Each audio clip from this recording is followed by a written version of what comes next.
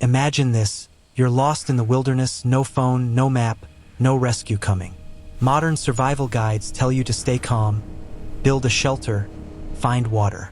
But what if the real killers aren't starvation or cold? They're the safe habits we've been taught.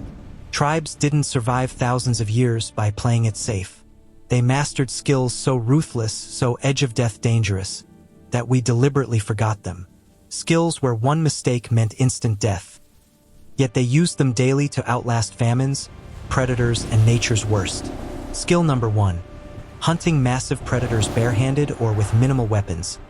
Charging lions, buffalo, or elephants with poison arrows or spears, knowing a single misstep ends in being trampled or gored. Skill number 2.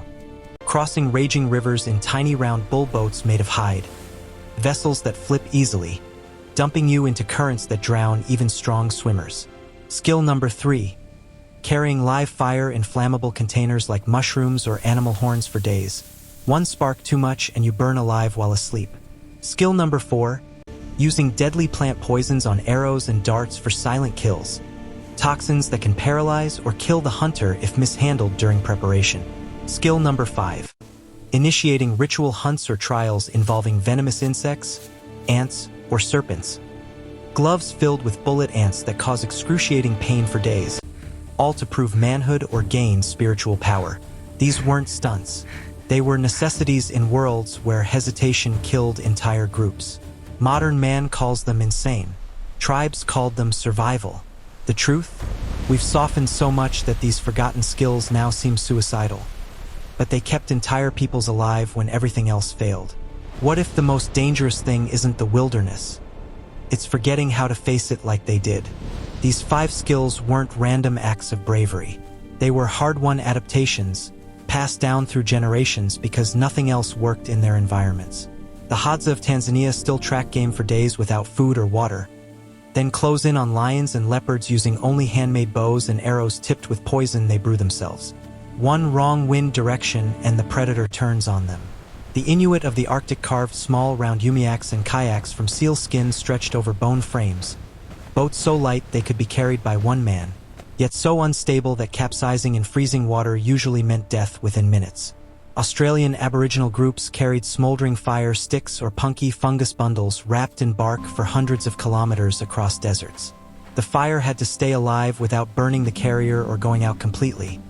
A balance so delicate that entire bands could lose their only source of warmth and cooking if it failed. Amazonian tribes like the Yanomami and Matsas prepare curare and other plant poisons for blowgun darts. The mixture is so potent that a scratch on the hunter's own skin during preparation can stop breathing in under 10 minutes. And across continents, from Africa to South America to Oceania, coming-of-age rituals forced young men to endure controlled exposure to the most painful venomous insects on Earth.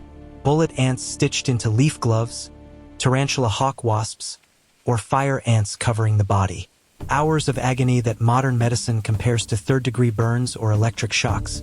Yet they endured it willingly because the alternative was being seen as useless to the tribe.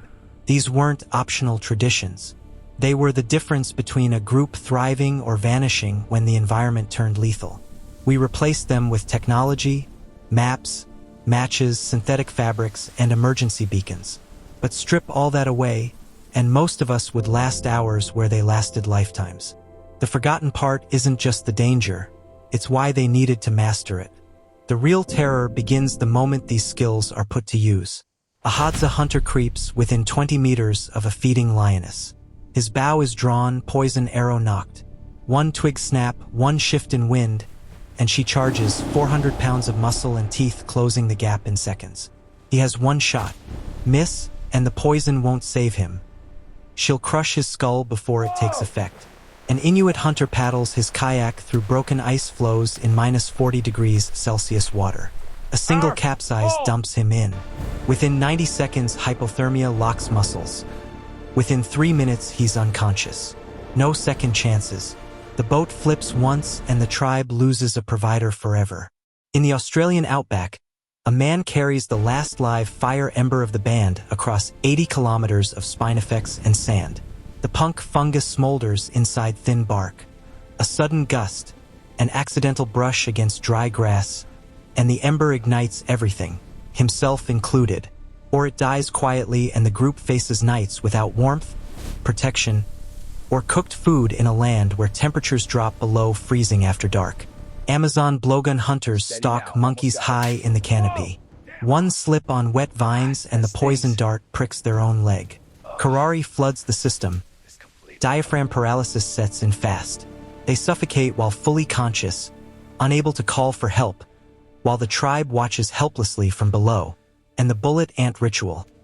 Gloves woven with hundreds of live ants pulled over bare hands. 24 stings per ant. Waves of pain like hot nails driven through bone, repeating for hours. Some faint, some vomit uncontrollably. A few never fully recover nerve function. Yet refusing means exile, no marriage, no respect, no future in the group.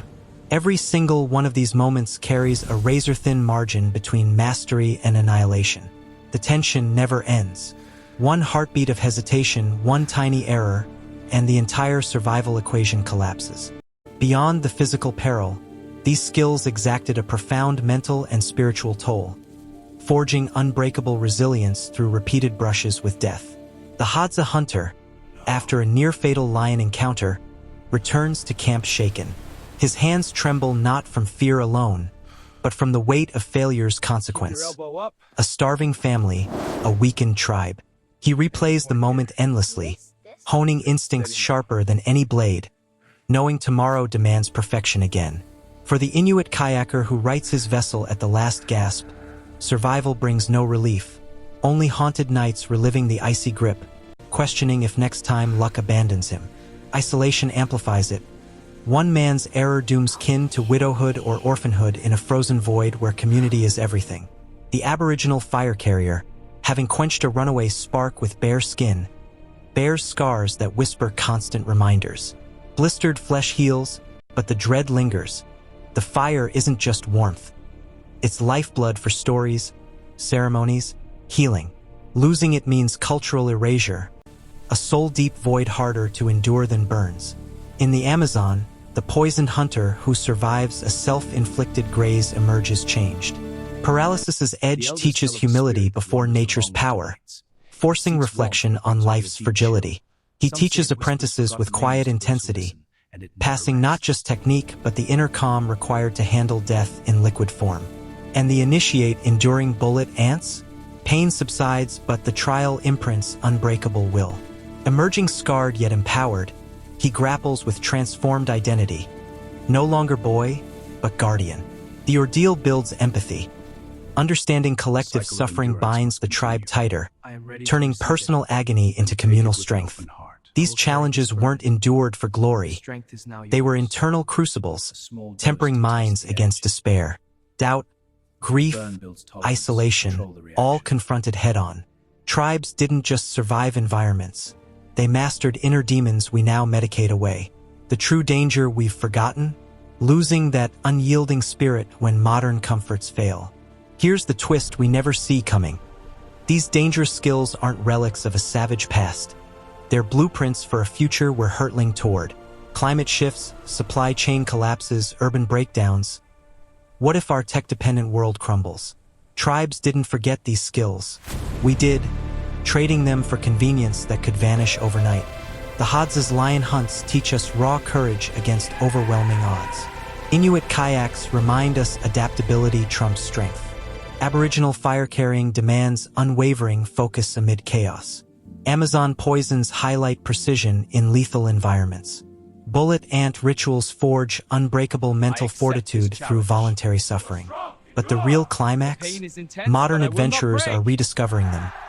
Survivalists training with poison arrows, extreme kayakers battling Arctic waters, even biohackers enduring pain trials for peak performance. It's not nostalgia, it's necessity. We've forgotten, but nature hasn't. One global blackout, one superstorm, and these forgotten edges become our only lifelines. Reflect. Could you face a charging beast, carry fire through hell, or endure agony for your group's sake? These tribes didn't just survive, they thrived by embracing danger as teacher, not enemy. The open end. In a softening world, reclaiming these might save us, or prove we've evolved too far from our roots? What do you think? Would you try one of these skills? Drop a comment below. Which one's the most insane, and why? Hit like if this blew your mind, share with a friend who'd freak out, and subscribe for more forgotten survival truths that could change how you see the wild. Don't forget the bell. Next video drops secrets even deadlier.